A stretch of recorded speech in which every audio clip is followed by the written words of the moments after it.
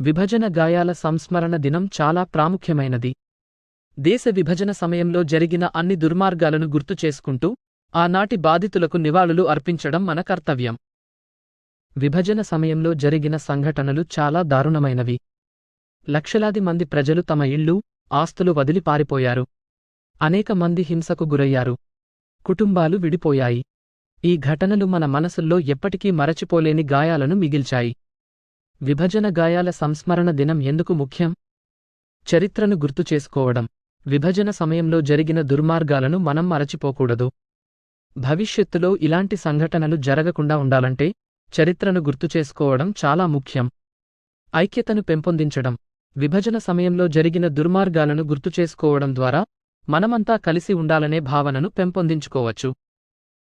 సహనం, సామరస్యం.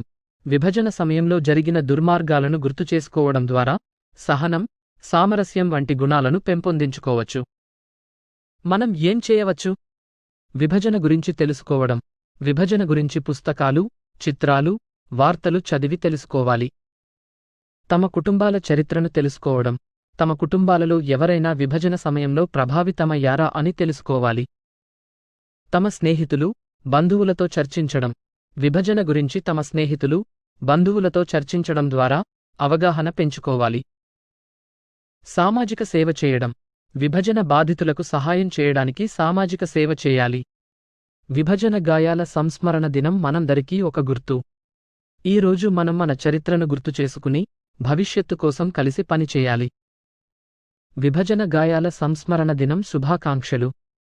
మీరు ఇంకా ఏదైనా తెలుసుకోవాలనుకుంటే నన్ను అడగండి.